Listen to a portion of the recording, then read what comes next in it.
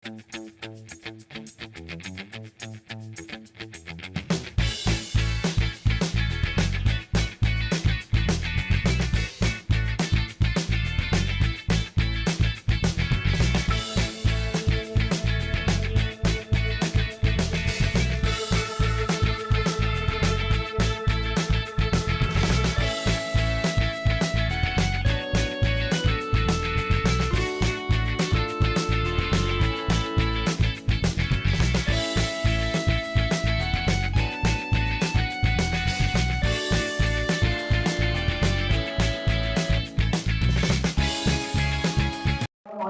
warahmatullahi wabarakatuh. Selamat pagi, salam sejahtera. Puji syukur kita panjatkan kehadiran Allah Subhanahu wa Ta'ala karena kita semua sampai hari ini masih diberi banyak nikmat sehat, nikmat sempat, serta nikmat waktu untuk dapat berkumpul kembali di sini dalam acara rutin kita pertemuan KKGO Kecamatan Kaliwates tercinta. Salawat serta salam selalu kita haturkan kepada junjungan kita Nabi besar Muhammad SAW beserta sahabat dan keluarganya. Semoga kita semua mendapatkan syafaat kelak di yaumul akhir. Bapak Ibu, adapun susunan acara pada pagi hari ini yang pertama adalah pembukaan, yang kedua adalah sambutan. Yang pertama akan disampaikan oleh perwakilan dari lembaga SDN Kepandian 1, kemudian sambutan dari wakil calon guru penggerak yang pada hari ini akan menyampaikan sesuatu kepada panjenengan semua. Kemudian sesuatu selanjutnya itu sambutan dari wakil lembaga dari SDN Kepandian 1 kepada Ibu Rofik, silakan. Terima kasih Bapak Ibu. Assalamualaikum warahmatullahi wabarakatuh. Syukur alhamdulillah kita panjatkan kehadirat kita Allah Subhanahu wa Ta'ala karena atas berkat dan rahmatnya kita berkumpul di tempat ini dalam keadaan sehat walafiat. Salam mudah-mudahan selalu terlimpahkan kehadirat Nabi besar Muhammad Sallallahu Alaihi Wasallam. Bapak Ibu, terima kasih atas kehadirannya pada pagi hari ini di tempat ini. Ngapunten yang bisa kami sediakan hanyalah seperti ini, dan mohon maaf jika ada kekurangan atau apapun, kami mohon maaf. Bersyukur kepada Allah Subhanahu wa Ta'ala atas nikmatnya kita dapat berkumpul hari ini dalam keadaan sehat walafiat tanpa kurang suatu apapun. Ucapan terima kasih saya sampaikan kepada Bapak Ibu dan KKGO atas kesempatannya kami hari ini bisa berbagi praktik dari ilmu yang kami dapatkan dari program pelatihan guru penggerak. Itu saja yang dapat saya sampaikan. Semoga apa yang kami sampaikan hari ini bisa bermanfaat untuk kita semua. Billahi taufiq wal hidayah. Wassalamualaikum warahmatullahi wabarakatuh. Terima kasih atas undangannya dari Bu Rofik mengatasnamai calon guru penggerak yang angkatan 10 ini. Saya merasa senang berarti mau bergabung dengan PDUK. Berbagi praktik baik tentang apa yang sudah kami pelajari selama ini di pendidikan guru penggerak, yaitu diseminasi budaya positif oleh kami, saya Almeida Rahma Sapitri dari SDN Kepandian 5, kemudian Ibu Amalia Fasari, mohon berdiri Ibu. Baik, dari SDN Kepandian 3, kemudian Ibu Rofiah Badria dari SDN Kepandian 1, dan Ibu Diatu Syabita Loka dari SDN Kepandian 6. Ibu, marilah kita awali. Kita akan belajar tentang budaya positif, yaitu suatu kebiasaan yang biasanya dilaksanakan di sekolah kita masing-masing. Nah, budaya positif ini ada 5 materi yang akan kami sampaikan. Yang pertama yaitu tentang kebutuhan dasar manusia. Setiap manusia itu memiliki kebutuhan dasar. Yang pertama yaitu bertahan hidup, kemudian kasih sayang, kebebasan, ketenangan, dan penguasaan. Untuk bertahan hidup ini biasanya berhubungan dengan fisik kita, yaitu makan, minum, kesehatan, keamanan. Itu adalah tentang kebutuhan bertahan hidup. Yang kedua yaitu tentang kasih sayang, yaitu kita manusia mulai sebelum lahir sampai mati kita memerlukan kasih sayang dari orang lain. Lanjut yang pertama yaitu bertahan hidup. Nah, kemudian bertahan hidup adalah kritikal atau sangat penting, yaitu berkaitan dengan fisik seperti yang saya sampaikan tadi, yaitu diantaranya makan, tempat istirahat, dan keamanan, kesehatan dan lain-lainnya. Kalau orang Jawa sandang, pangan, pakan, itu yang berhubungan dengan bertahan hidup. Nah, untuk olahraga, karena Bapak Ibu melakukan guru olahraga itu juga untuk bertahan hidup. Yang kedua, yaitu kasih sayang, yaitu berkaitan dengan psikologi, yaitu kita, yaitu kasih sayang dan rasa diterima oleh orang lain memiliki peran penting dalam membangun interaksi dengan lingkungan sekitar. Nah, kasih sayang ini adalah hubungan atau relasi sosial dengan keluarga, sahabat, teman, pasangan, teman kerja atau kelompok. Jadi anak-anak kita juga makhluk sosial, yaitu ingin diberi oleh kasih sayang, baik itu dari orang tua maupun dari diri. Yang ketiga,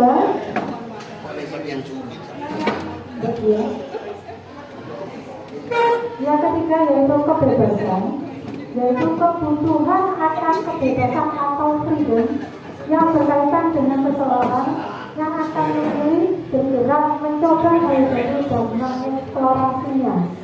Anak-anak dengan kebutuhan kebebasan yang tinggi menginginkan pilihan. Mereka cenderung banyak bergerak, ingin coba-coba dan senang pada hal-hal yang baru.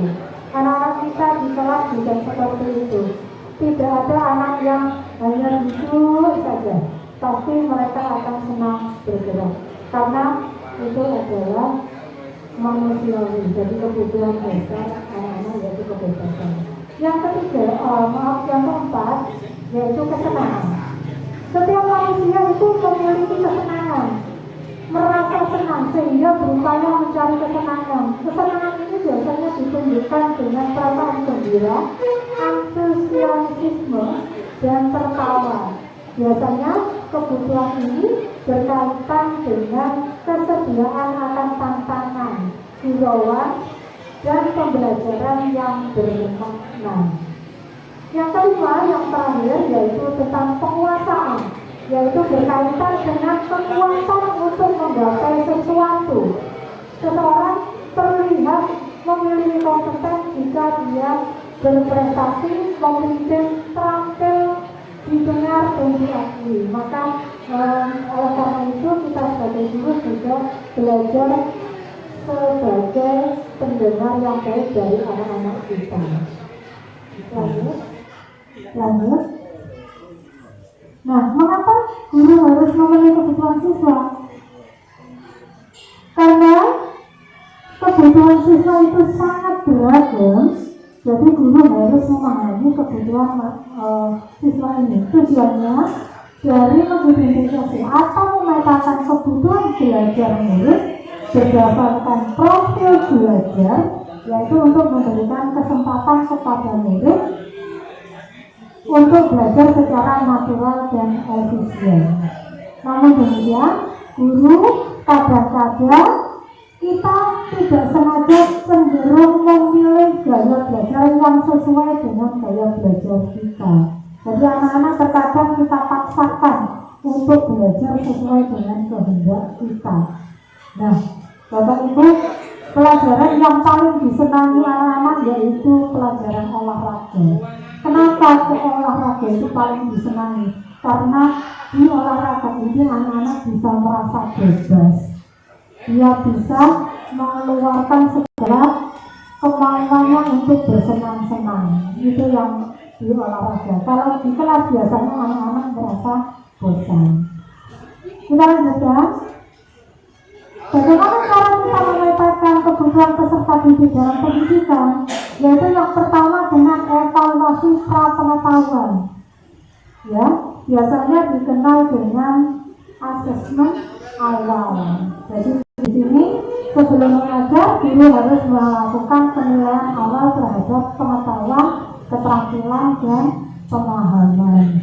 Nah, asesmen awal ini biasanya dilaksanakan pada awal tahun ajaran baru. Jadi kita bisa memetakannya. Tidak setiap pembelajaran kita beri asesmen.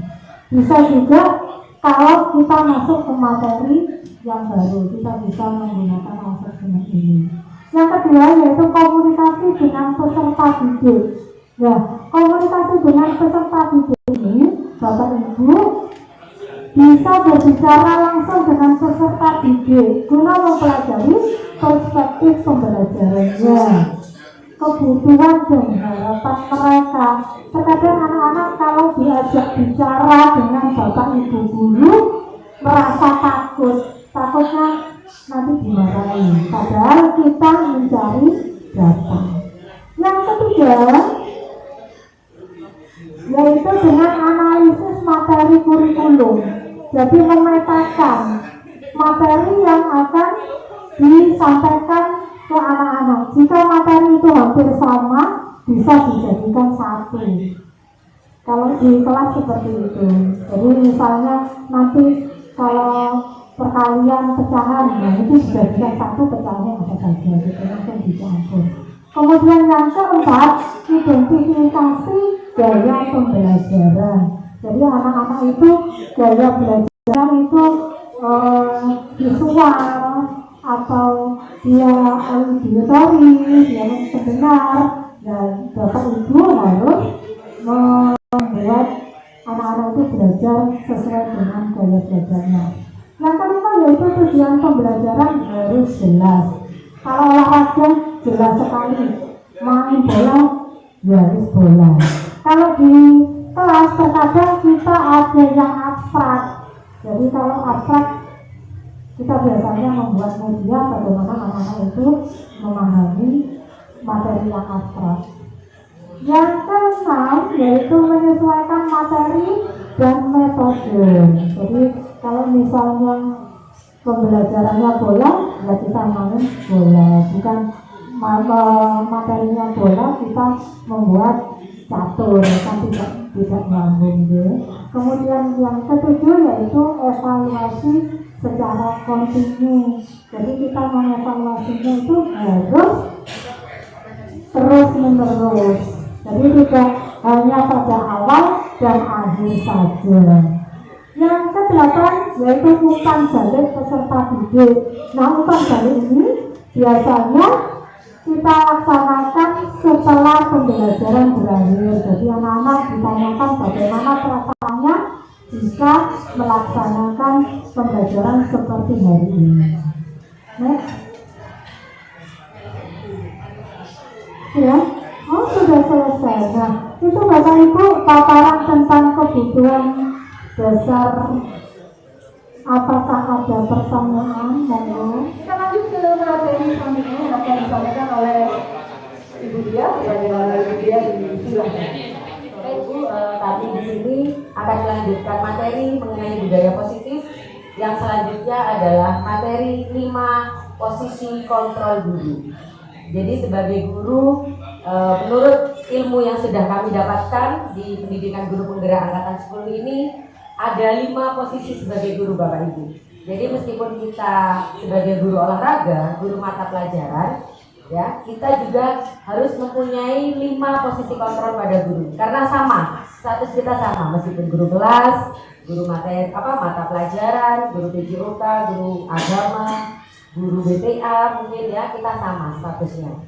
Dan setiap guru memiliki 5 posisi kontrol terhadap murid. Di sini ada 5, akan kami jelaskan satu persatu. Yang pertama yaitu penghukum. Sebagai penghukum, ini yang sering kita lakukan kepada murid kita. Biasanya sebagai penghukum ini Bapak Ibu, kita kita menggunakan nada yang tegas, ya, yang tegas, yang mungkin sedikit keras, sehingga menimbulkan ketakutan kepada murid, ya. Jadi bisa kita mungkin nanti merubah sedikit-sedikit ya Bapak Ibu kebiasaan kita yang biasanya kita penghukum, mungkin kita nanti bisa berganti pada posisi kontrol guru yang lain.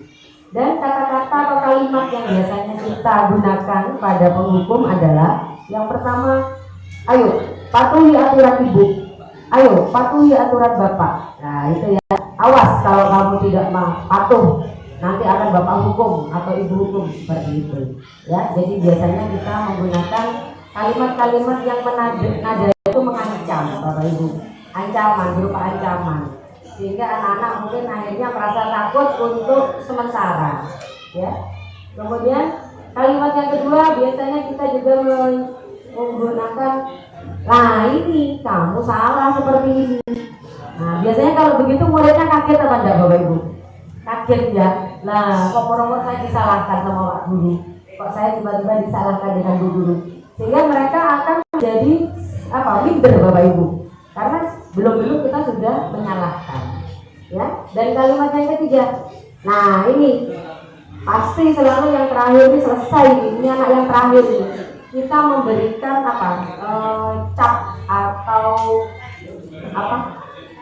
ya gitu ya Bapak Ibu. Biasanya anak ini pasti yang terakhir ini, tidak boleh seperti ya, memberikan label ya.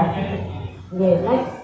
Dan posisi kedua, membuat merasa bersalah. Ya Bapak Ibu, sebagai guru kita juga harus memiliki posisi kontrol sebagai pembuat merasa bersalah. Di sini menggunakan kata-kata yang lembut, tetapi artinya itu kadang membuat murid itu merasa dia itu kayak down Bapak Ibu. Nah kan sudah Bu Guru contohnya ya, ibu sangat kecewa dengan kamu, kenapa kamu melakukan ini. Jadi dia itu seperti ada rasa takut Bapak Ibu, ya, ada rasa takut, kemudian ada rasa minder, ya. Nah gini, coba kalau kamu melakukan seperti ini, bagaimana orang tuamu? Nah itu ya. Jadi dia itu seperti hanya dia yang merasa bersalah, seolah-olah dia itu kesalahannya besar sekali, memikul beban, sehingga anak akan merasa terbebani, Bapak Ibu. Itu. Kemudian selanjutnya yang ketiga sebagai teman,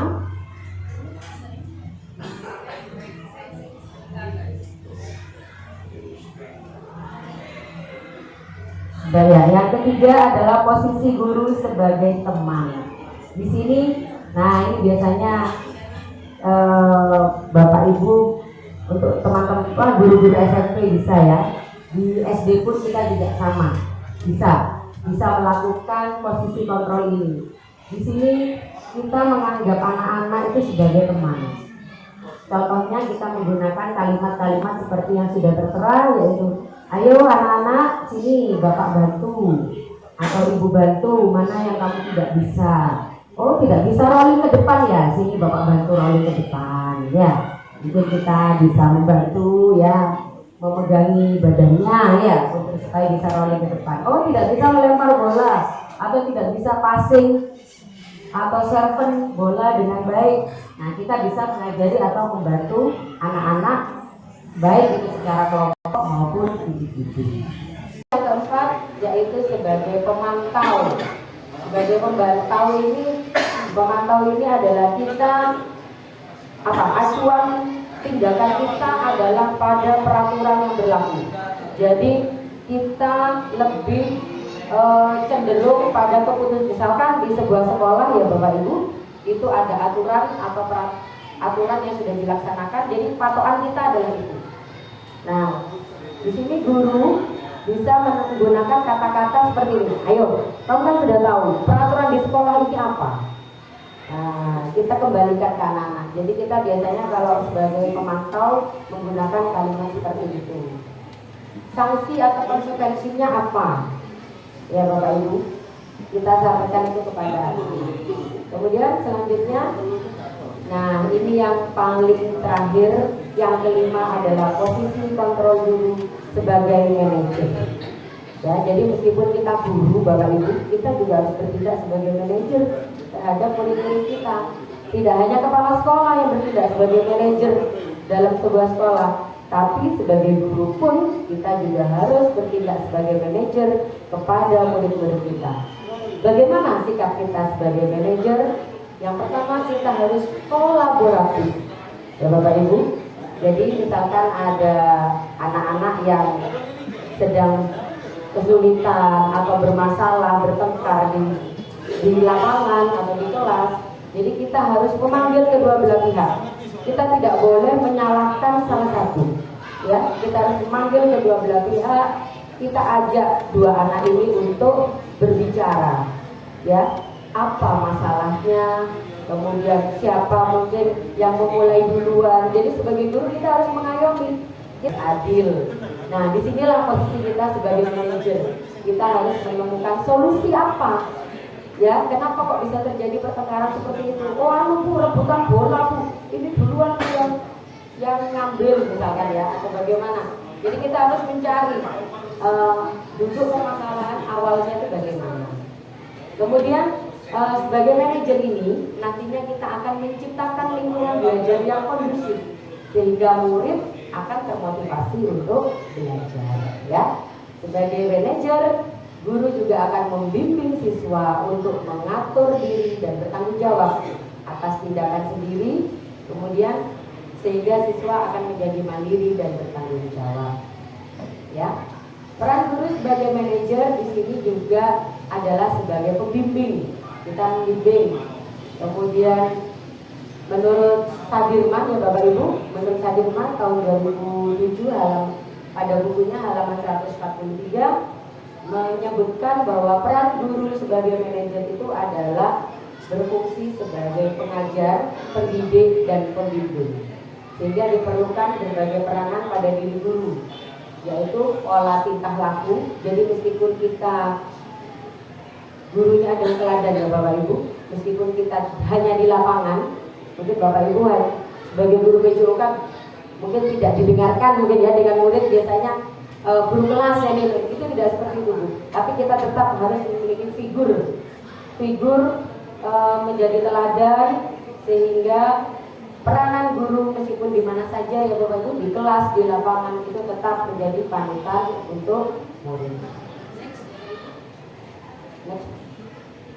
Ini adalah kata-kata yang sering dikatakan pada posisi kita sebagai manajer. Nah, contohnya seperti ini. Meskipun di lapangan, Bapak Ibu, kita harus mempunyai keyakinan kelas. Ya, jadi Bapak Ibu PJOK, meskipun kita di lapangan, itu juga harus memiliki keyakinan kelas. Selama ini memang yang punya keyakinan kelas adalah guru kelas. Oke, tapi di lapangan pun saya yakin Bapak Ibu juga memiliki keyakinan kelas atau keyakinan lapangan, ya namanya, ya, karena di lapangan. Jadi Bapak Ibu pasti punya aturan-aturan yang harus diterapkan kepada anak-anak. Kemudian kalimat yang kedua, apakah kamu meyakininya? Maksudnya meyakini apa? Kamu meyakini dari keyakinan lapangan yang sudah dibuat tadi. Nah, kemudian jika kamu meyakininya, apakah kamu bersedia untuk memperbaikinya? Ini contohnya misalkan yang tadi saya sebutkan, ada anak yang bertengkar, padahal keyakinan lapangan yang dibuat adalah tidak boleh saling menghormati, mungkin ya, saling menghormati antar siswa. Ya, ternyata di situ bertengkar. Nah, kita bisa sampaikan sebagai guru, ya, keyakinan kelas dan keyakinan lapangan yang sudah kita sepakati adalah kita saling menghargai. Kenapa kamu berdua kok bertengkar? Ayo, apakah itu sudah termasuk kamu meyakini keyakinan yang sudah kita buat, yang sudah kita sepakati? Nah, begitu ya Bapak Ibu, bisa ditanyakan. Kemudian kita tanyakan balik ke anak-anak itu, apa rencananya? Perbaikan apa yang akan kamu berikan? Iya Bu, saya mau minta maaf. Nah, misalkan solusi, ya Bu, ya. Akhirnya dia mau mengakui kesalahannya. Itu, di situ tugas kita sebagai guru adalah supaya anak itu akhirnya mau mengakui, mau menerima, sehingga dia tidak merasa terbebani, tidak merasa takut, ya, akan kesalahan yang sudah dilakukan dan dia akan memperbaikinya. Nah ini, tugas guru sebagai manajer bukan hanya untuk mengatur perilaku seseorang, tetapi membimbing murid. Di sini, ya, seorang manajer bukannya memisahkan murid dari kelompoknya, tetapi mengembalikan murid menjadi lebih baik dan menjadi lebih kuat. Bagaimana cara mendisiplinkan murid? Yang pertama adalah menjadi contoh atau panutan yang baik. Mulai dari kita berpakaian, Bapak Ibu ya, karena kita adalah panutan anak-anak. Jadi mulai dari cara berpakaian, mungkin cara berjalan kita, cara berbicara kita, itu menjadi panutan anak-anak. Misalkan kita ngomongnya terlalu keras atau suka nada yang keras, jika murid kita juga sama seperti itu, jangan disalahkan muridnya, karena kita mungkin juga sering atau terbiasa berkata seperti itu, ya. Yang kedua, memberikan dukungan positif. Dukungan positif ini bisa berupa pujian, Bapak Ibu. Jadi jika ada anak-anak yang baik, yang benar melakukan hal yang benar, kita bisa berikan pujian atau reward. Reward itu bisa berupa verbal, kata-kata, ya kamu hebat, bagus apa yang sudah kamu lakukan, atau bisa berupa ikon atau simbol-simbol, ya. Sama dengan yang ketiga. Kemudian yang keempat, memberikan perintah dan arahan yang jelas. Jadi sebelum kita melakukan sesuatu kepada anak-anak, misalkan Bapak Ibu akan mengajarkan tentang basket, permainan basket, ya, kita harus memberikan perintah atau arahan atau caranya. Ya, jadi di awal pembelajaran itu kita harus memberikan caranya. Anak-anak, hari ini kita akan belajar tentang basket. Pelajaran basket yang kita ajarkan adalah tentang dribble dan misalkan apa, shooting, ya, dan shooting. Jadi nanti ibu akan memberikan contoh, kemudian anak mempraktekkan satu. Nah, di awal pembelajaran kita harus memberikan arahan yang tepat seperti itu. Jadi anak-anak itu tahu, kok pura-pura Pak Guru melempar bola ya, itu apa Pak Guru? Nah, jadi kalau kita sudah di awal menyampaikan apa tujuan pembelajaran kita hari ini, anak-anak akhirnya paham, oh maksudnya Bu Guru, Pak Guru ini pelajarannya itu tentang shooting. Oh, dribble itu yang seperti ini, bolanya dipantulkan ke bawah bukan ke atas, gitu ya Bapak Ibu, ya. Kemudian yang kelima yaitu menerapkan tata tertib. Jadi memang setiap pembelajaran yang kita lakukan, kita harus membuat tata tertib.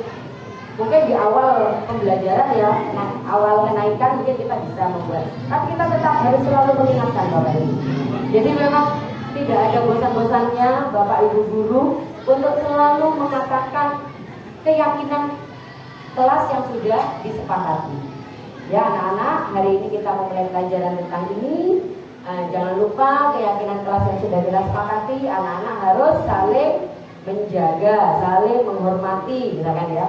Tidak boleh bertengkar atau saling dengan temannya berbagi, misalkan berbagi bola, jadi biar gantian, bolanya gantian, tidak boleh mengaku ini bolamu yang sebelah sana, tidak boleh seperti itu. Tidak memilih-milih teman, kita harus sampaikan keyakinan itu setiap kali di awal pembelajaran.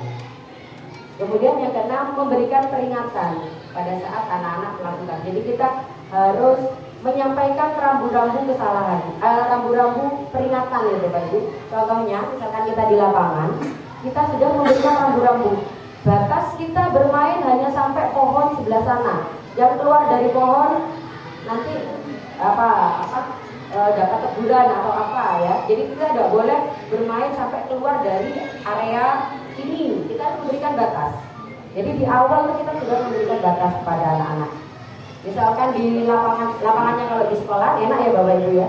Kalau seperti kami di Pelatianak, ada kita keluar sekolah, nah ini harus memberikan rambu-rambu kepada anak-anak.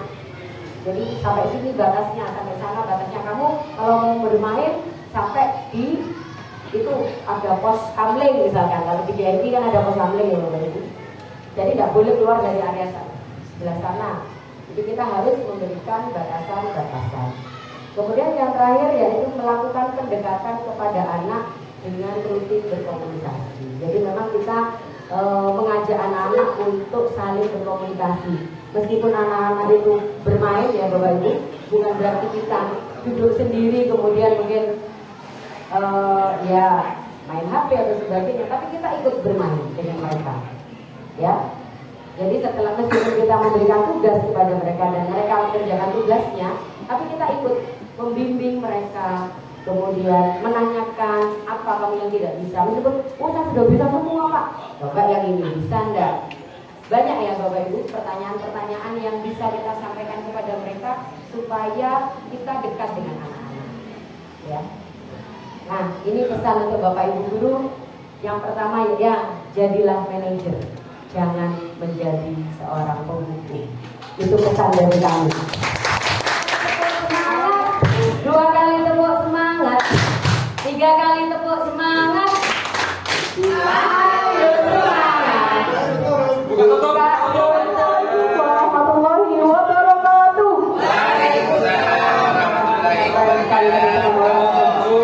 Oke, perkenalkan nama saya Amalia Dulfasari. Saya dari SDN Tegal Besar 3. Hari ini saya juga mengucapkan sedikit Bapak Ibu sekalian terkait 5 posisi kontrol. Ada yang masih ingat nggak 5 posisi kontrol itu apa saja?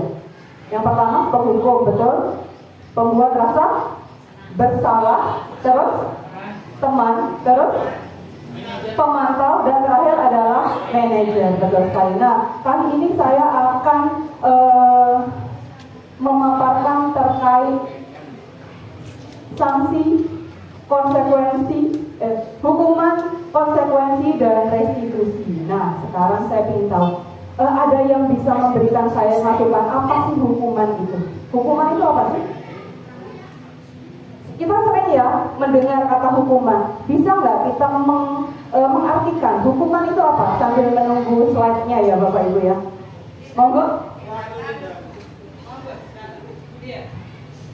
Hukuman adalah suatu tindakan yang kita berikan kepada yang ditujukan, maksudnya apa, siswa atau teman. Tapi kita kan mesti kalau ditujukan siswa ya, peserta didik, tetapi dengan cara yang baik. Tepuk tangan dulu buat saya. Terima kasih, super sekali. Ada lagi yang bisa atau punya pendapat yang lain terkait ini? Wah, sudah tampil ternyata slide-nya. Oke, hukuman versus konsekuensi apa sih yang kita pakai? Next, Bu Dia. Oke. Bapak Ibu sekalian, ini ada teori motivasi atau perilaku siswa. Bisa di-close dulu sebentar Bu Dia. Bapak Ibu sekalian, ketika kita melakukan sesuatu, biasanya kita punya motivasi ya untuk melakukan sesuatu. Misalnya saja, ketika anak-anak mengerjakan PR, ya, ketika anak-anak mengerjakan PR, kira-kira motivasi anak-anak mengerjakan PR itu apa saja? Monggo. Mengerjakan PR atau kita aplikasikan dengan kegiatan olahraga. Misalnya mereka melakukan sesuatu karena apa? Misalnya mereka melakukan roll depan karena apa? Kira-kira? Karena takut dimarahin. Nah, betul. Ada lagi? Ada lagi?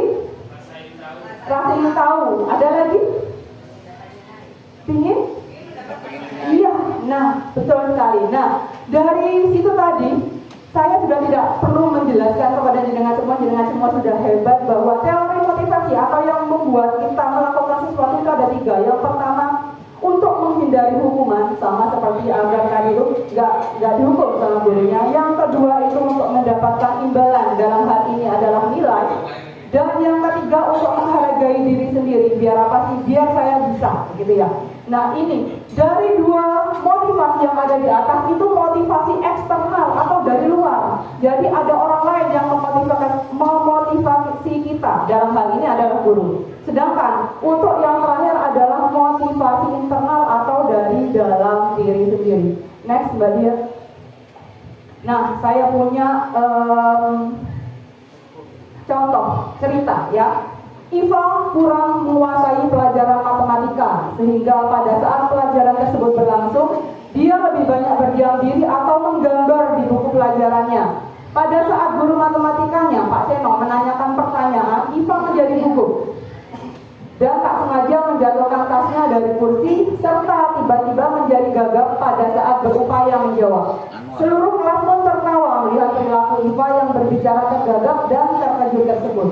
Pak Seno pada saat itu membiarkan teman-teman Iva menertawakan Iva yang tergagap dan malu luar biasa, dan malahan ke depan dan berdiri di depan kelas sambil menunjuk hidungnya karena tidak bisa menjawab pertanyaan Pak Seno. Kelas semakin gaduh. Saya ingin bertanya kepada Bapak Ibu sekalian, kira-kira menurut jenengan semua yang dilakukan Pak Seno itu baik atau tidak? Setuju karena? Istilahnya teman-temannya menertawakan tidak memberikan istilahnya apa ya? Jadi dibiarkan, karena itu dibiarkan. Jadi kan rasa kepada temannya kalinya kan kurang, merasa Menghargai, ya, oke. Betul. Berarti Pak yang dilakukan Pak Seno itu sebetulnya melakukan penghukuman atau konsekuensi dari yang dilakukan oleh IPA. Kira-kira hukuman. Kenapa hukuman, Mas? Oh iya, kenapa ini masuk hukuman?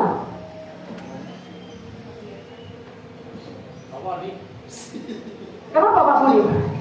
Oke, kenapa? Kenapa ini menjadi sebuah hukuman? Karena mempermalukan, ya, mempermalukan. Next, oke? Menjatuhkan mental. Iya, setuju. Tepuk tangan dulu buat Pak Firman. Nah, di sini saya akan memaparkan bahwa perbedaan konsekuensi dan hukuman. Hukuman itu bersifat tidak terencana. Jadi misalnya, datang terlambat, kamu langsung dikasih hukuman, gitu ya. Anak atau murid tidak tahu apa yang akan terjadi dan tidak dilibatkan. Hukuman itu bersifat satu arah, artinya dari guru saja. Dan murid hanya menerima hukuman itu tanpa melalui suatu kesepakatan atau pengarahan dari pihak guru, baik sebelum maupun sesudahnya. Hukuman yang diberikan bisa berupa fisik maupun psikis.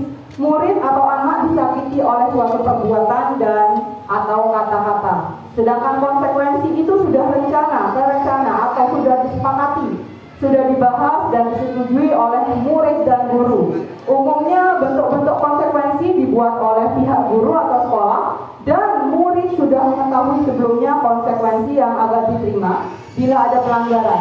Pada konsekuensi murid tetap dibuat tidak nyaman untuk jangka waktu tertentu atau pendek. Dalam hal ini, konsekuensi biasanya diberikan berdasarkan suatu data yang umumnya dapat diukur. Nah, Bapak Ibu sekalian, ada yang bisa mengambil kesimpulan nggak beda hukuman dengan konsekuensi itu apa? Sama-sama memberikan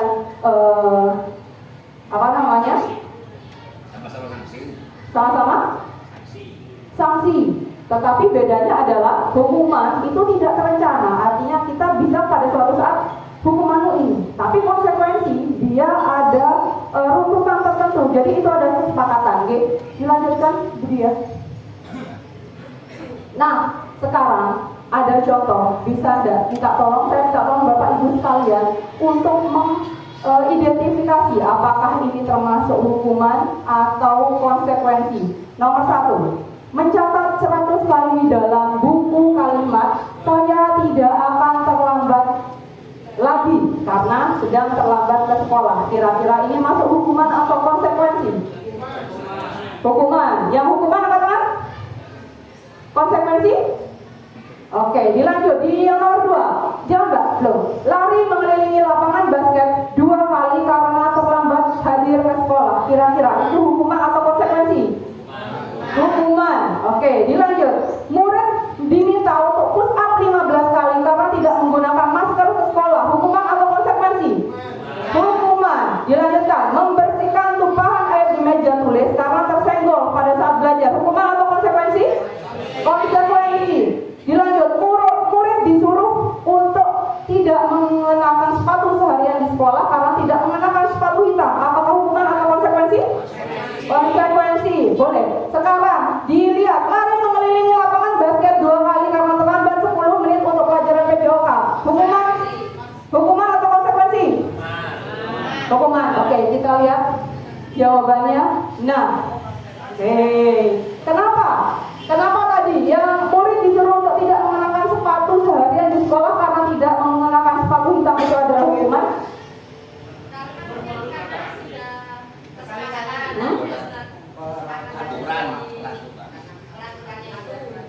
Tadi bedanya hukuman dengan konsekuensi adalah konsekuensi itu sudah terukur, sudah ada. Nah, kalau tadi masuknya ke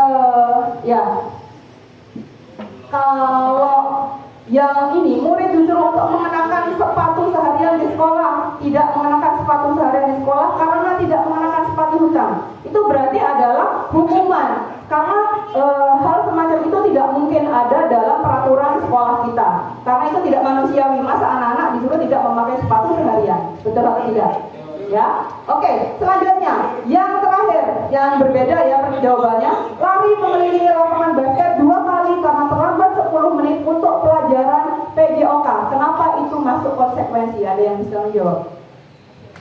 Ada tadi yang menjawab hukuman dan ada yang menjawab konsekuensi. Kenapa ini jadi konsekuensi? Monggo, ya Mas? Karena?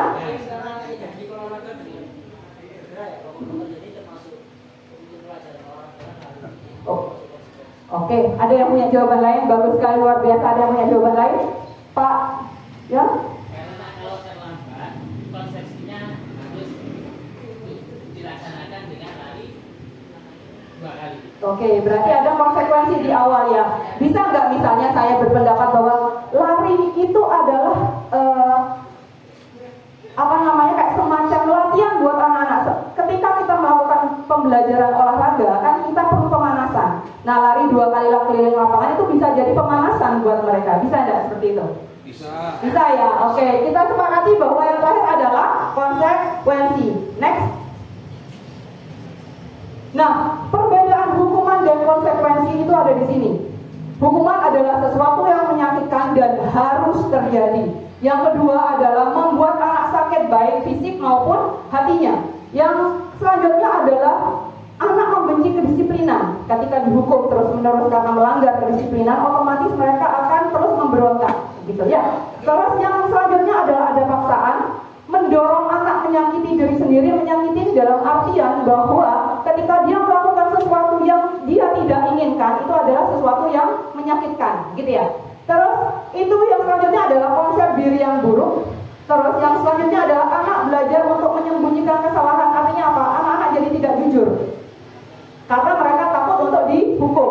Yang terakhir adalah marah, rasa bersalah, dipermalukan, dan merasa tidak dihargai. Sedangkan konsekuensi adalah sesuatu yang harus terjadi karena itu dimulai dari sebuah kesepakatan. Yang kedua adalah membuat anak merasa tidak nyaman dalam jangka waktu pendek.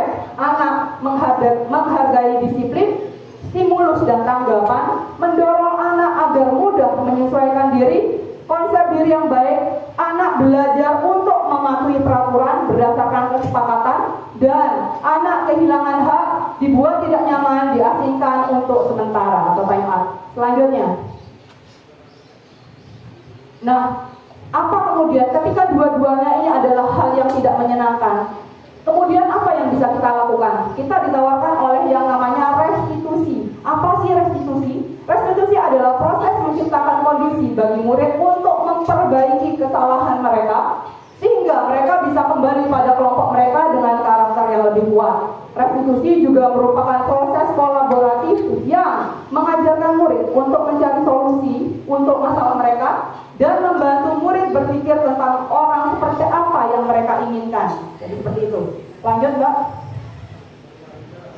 Nah, hukuman, disiplin, konsekuensi, dan restitusi. Nah, disiplin itu ada 2, yaitu konsekuensi dan restitusi. Konsekuensi itu adalah disiplin yang netral. Jadi bisa tidak baik, tidak juga buruk. Gitu. Disiplin yang netral itu namanya konsekuensi. Sedangkan hukuman itu adalah hukuman sesuatu yang buruk. Nah, yang baik itu di mana? Di restitusi. Nah, restitusi itu tadi, Mbak, back lagi. Restitusi tadi adalah kolaboratif, adalah proses kolaboratif. Siapa yang mengkolaborasikan? Adalah guru dengan siswa. Ya, oke, kembali lagi Mbak Dia. Nah, di restitusi itu anak-anak diberikan pilihan, Bapak Ibu. Jadi mereka boleh melakukan atau tidak melakukan. Kita hanya memfasilitasi saja. Terus di situ ada proses juga menguatkan untuk murid dalam jangka waktu yang panjang, meningkatkan kemampuan dirinya, kepercayaan dirinya masing-masing. Dari situ berdasarkan kolaborasi yang sudah dilaksanakan,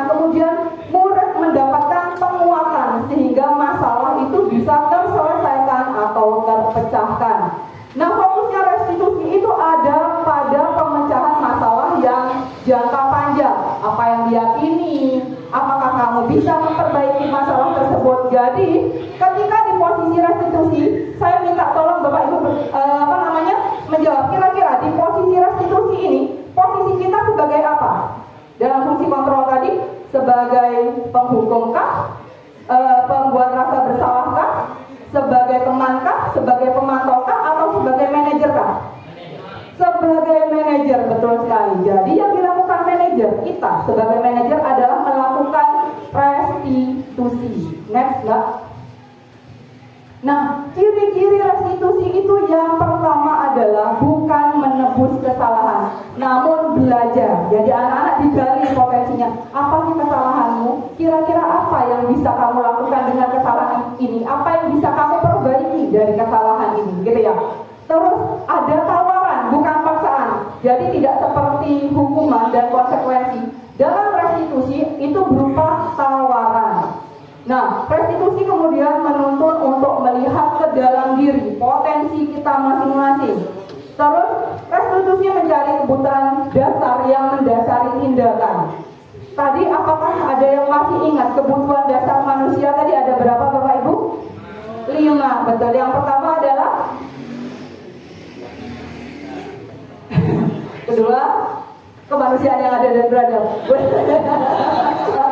Nah, berarti kita harus bisa mencari anak-anak ini melakukan sesuatu itu atas dasar apa? Kebebasankah, or belonging, atau yang mana banyak sekali ada 5 kebutuhan dasar manusia. Nah, itu kita harus tahu anak-anak kira-kira tujuannya untuk apa. Nah, yang ketujuh adalah restitusi itu fokus pada karakter Bapak Ibu, bukan tindakan. Jadi bagaimana kita menguatkan karakter siswa kita.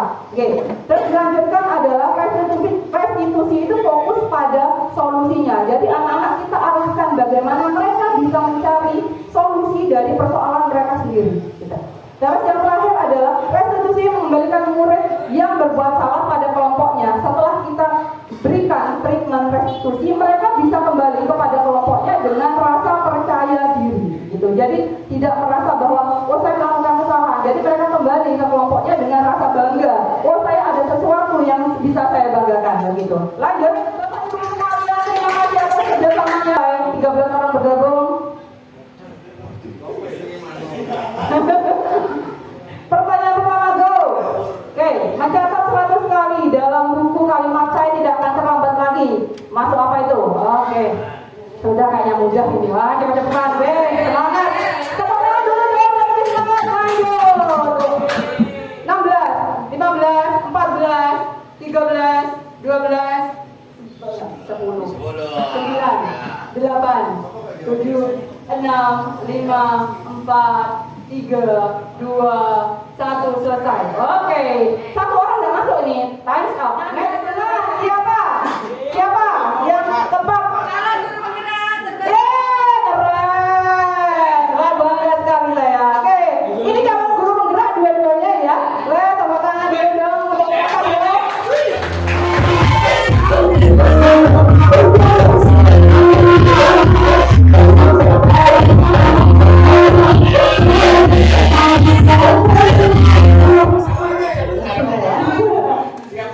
Bapak-bapak sekalian, saya akan menyampaikan materi tentang keyakinan kelas.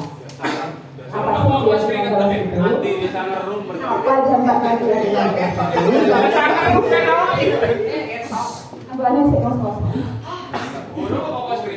Keyakinan kelas.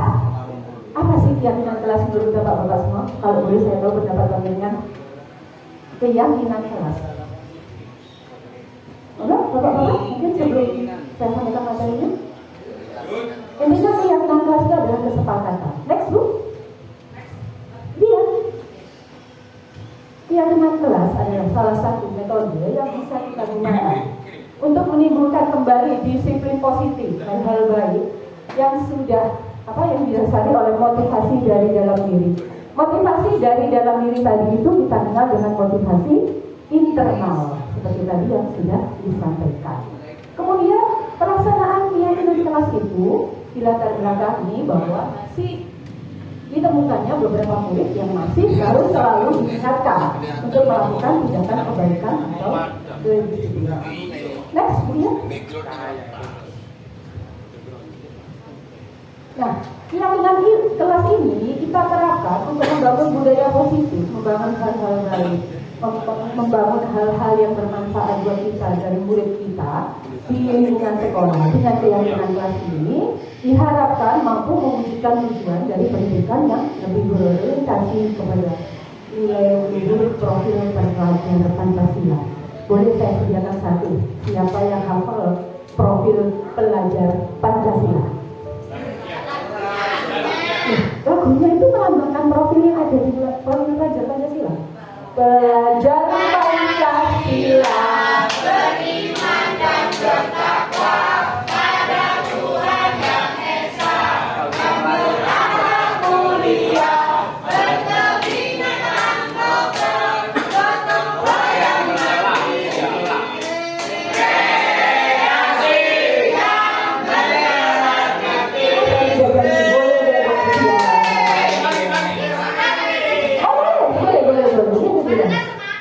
profil pelajar Pancasila itu dilakukan karena memang mempermudah kita untuk menghafalkan semua aspek profil pelajar Pancasila. Apa namanya coba? Nah, kalau kita mungkin lebih kepada kita sebagai seorang guru waktu itu bukan keyakinan kelas ya Bapak Ibu, mungkin lebih tepatnya adalah keyakinan lapangan. Karena memang kita berada, kelas kita adalah di lapangan. Nah, di lapangan tentu lebih kompleks permasalahan kita. Karena kita berada di suatu tempat yang luas, yang kadang-kadang suara kita aja tidak bisa didengar oleh siswa kita. Jadi bagaimana kita memberi pengertian kepada anak-anak tentang hal-hal baik yang harus mereka yakini sebelum pembelajaran kita mulai. Ada beberapa tahapan dalam membuat keyakinan kelas Bapak Ibu. Yang pertama antara lain, yang satu, menanyakan pendapat murid tentang masalah dan harapan kelas. Itu bisa kita terapkan saat kita memulai pembelajaran. Misalkan, boleh contoh kalau kita menyampaikan materi apa? Coba. Boleh kasih contoh dong saya satu. Materi apa yang kita sampaikan kepada siswa? Rolling depan, oke? Rolling depan. Sebelum kita memulai pelajaran, kira-kira apa yang harus kita lakukan agar semua siswa kita bisa aktif?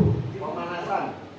Kemudian siswa kita aktif dan mereka selalu berinteraksi dengan kegiatan kita. Karena terus terang di lapangan beda ya Pak dengan di kelas.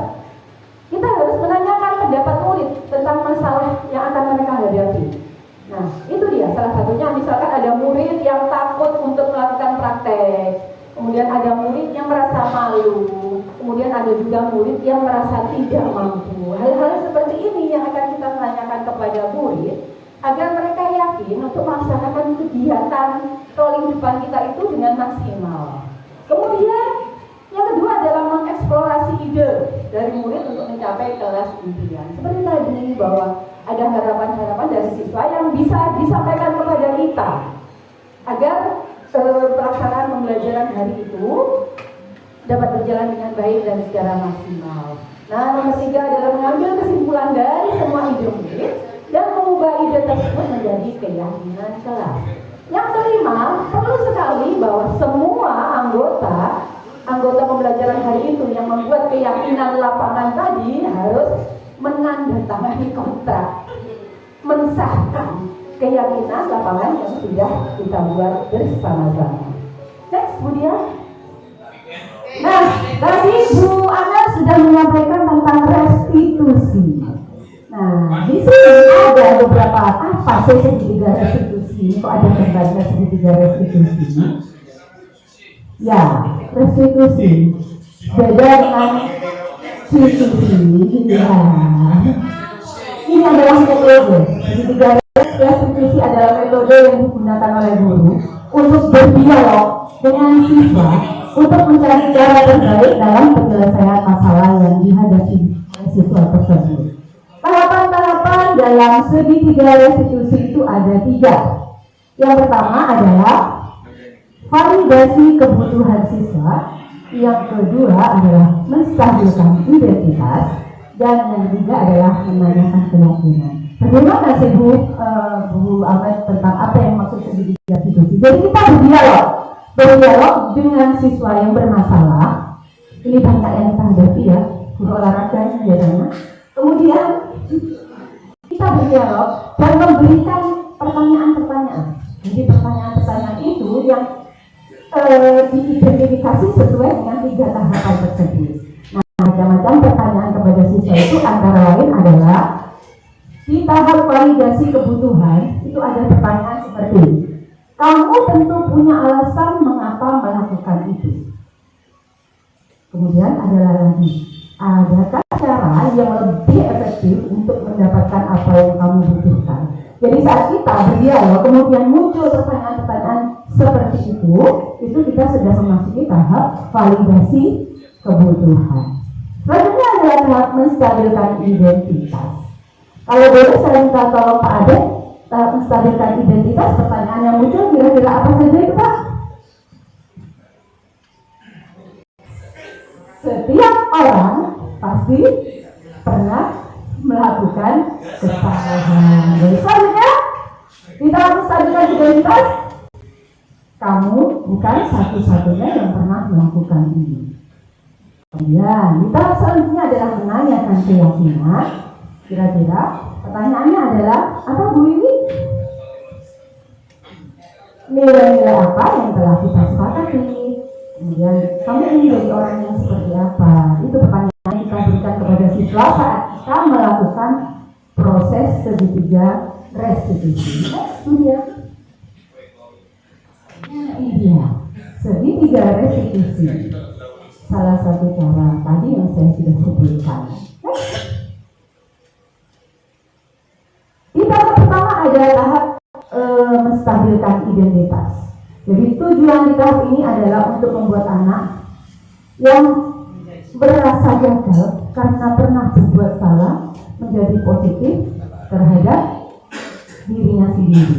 Jadi contoh, misalkan murid kita sering terlambat ke sekolah, kira-kira posisi kita menjadi apa Bapak-Bapak? Trik ya?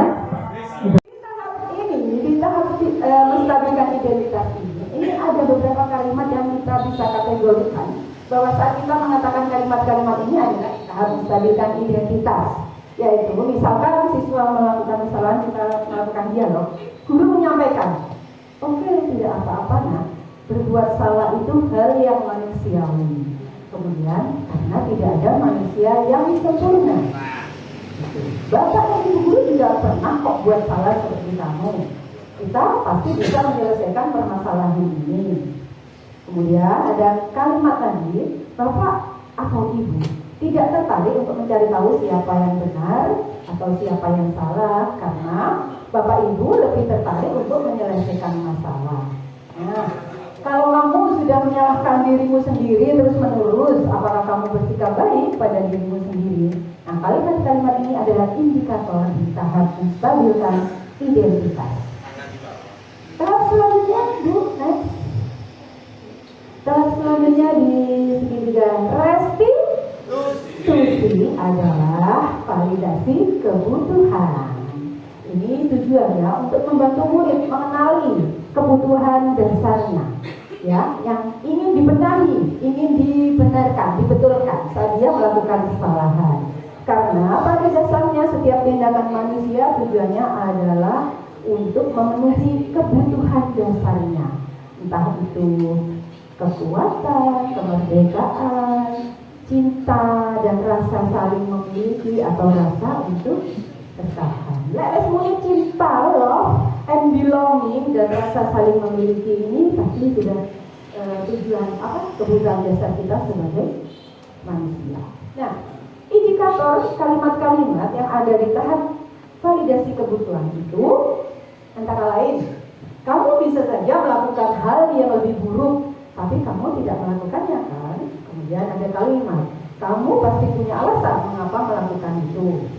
Ada lagi kalimat, apa yang penting bagi kamu? Ada juga kalimat, kamu boleh tetap berusaha menjaga sikap itu, tapi tambahkan sikap yang lain yang baru.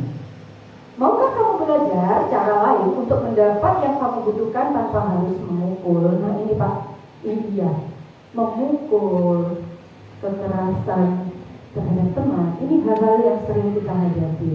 Nah penting sekali bahwa kita memahami bahwa proses segitiga restitusi ini adalah salah satu cara kita untuk memperbaiki kesalahan murid.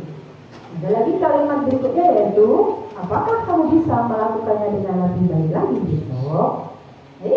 Tahap selanjutnya adalah menanyakan keyakinan. Di tahap ini tujuannya adalah anak bisa melihat kesalahannya dihubungkan dengan nilai-nilai sosial dan nilai yang mendasari manusia berinteraksi dengan orang lain. Kalimat yang mengindikasi dari tahap ini adalah apa nilai yang kita percaya di kelas atau sekolah kita. Jadi saat kita tadi membuat keyakinan kelas, materi sebelumnya, nilai-nilai ini ditanyakan kepada anak-anak yang mempunyai masalah. Nah, apakah dia sudah melanggar salah satu dari keyakinan lapangan yang sudah kita buat tadi? Kemudian selanjutnya ada kalimat nilai-nilai universal apa yang telah kita sepakati. Ada lagi kalimat kelas yang ideal itu seperti apa sih? Kamu ingin jadi anak seperti apa? Apa sih yang kamu rasakan ketika kamu melakukan itu? Kamu ingin menjadi orang yang seperti apa? Bisa dicoba nanti bapak-bapak saat kita semua berinteraksi mencoba melakukan segitiga restitusi bersama murid kita. Baik, sudah itu materi yang harus saya sampaikan. Terima kasih. Saya guru penggerak. Mohon maaf ya ada kesalahan dan kekurangannya. Oke. Mas Wahyu. Oke. Dilarang melakukan kekerasan.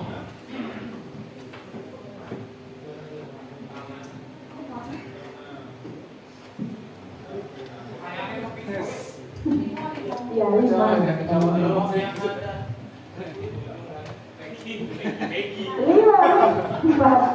3, 2, time's up. Baik, kita lihat Habib.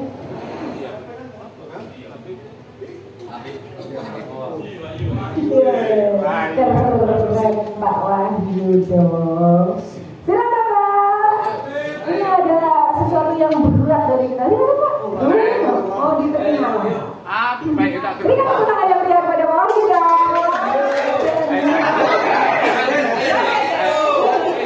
Baik, terima kasih Bapak-bapak semua. Kami berempat mengucapkan terima kasih atas waktu yang panjang luangkan kepada kami. Semoga apa yang kami sampaikan bermanfaat dan bisa menginspirasi tenang dulu di tempat Bapak, ada yang angkat tangan ya. Hanya ini yang bisa kami sampaikan kepada panjenengan. Sekali lagi semoga bermanfaat buat kita semua. Mohon maaf apabila ada kekurangan dalam kami menyampaikan materi ini. Selanjutnya kami mohon masukan dari Bapak pendamping kami, Bapak Hendra, kepada Bapak Hendra silakan. Kami terima kasih ya Bapak-bapak ya. Jadi alhamdulillah ini ada 4 CGP saya yang hari sudah berdiseminasi di guru PISUK di Kalimantan. Jadi mudah-mudahan ilmunya yang sudah dibagikan ini bisa panjenengan terapkan di sekolah ini. Saya hanya memberikan sedikit saja penguatan. Yang pertama tentang 5 posisi kontrol Bapak Ibu ya. Kita tidak boleh memilih, tapi kita harus menjadi manajer gitu ya. Yang lainnya wajib kita tinggalkan gitu ya. Yang kedua itu tentang hukuman dan resiko dan konsekuensi. Jadi kalau hukuman itu tindakan yang kita berikan kepada siswa itu tidak sama dengan yang dia lakukan. Itu cirinya sudah Bapak Ibu ya.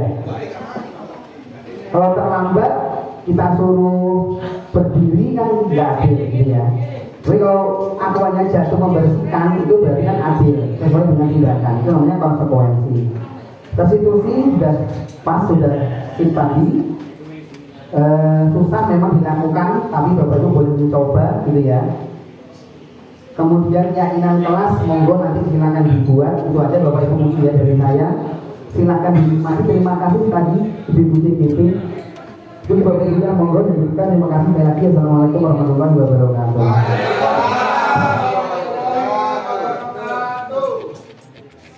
Materi yang yang tadi itu bersatu. Jadi ada manfaatnya ketika ngajar di lapangan dengan di kelas itu ada perbedaan. Sanksi dan hukuman sudah jelas berbeda. Mudah-mudahan apa yang diberikan teman-teman calon penggerak ini bagi saya jadi baik. Mudah-mudahan ada perubahan baik cara mengajarnya, cara tindakannya, cara hukumannya. Mudah-mudahan ada. Ya, saya sampaikan. Terima kasih. Assalamualaikum.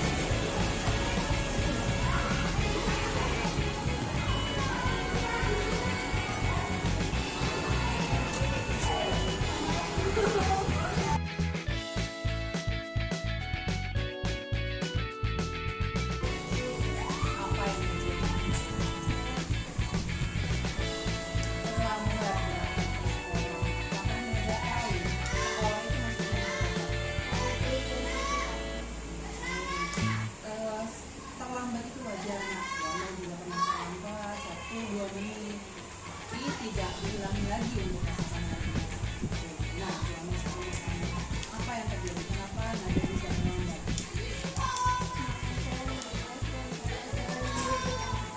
Jadi tidak ada yang mengantar, gitu.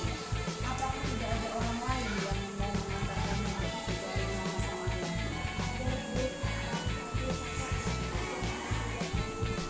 Kenapa Nada nggak bisa ikut sama kakak aja berangkat?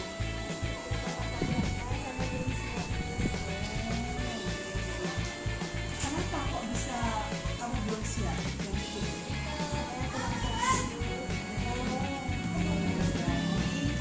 Berarti Nada pada kesepakatan kelas apa yang Nada langgar. Berarti Nada harusnya masuk kelas tepat waktu. Kira-kira apa hal apa saja yang bisa Nada lakukan supaya kejadian ini tidak terulang?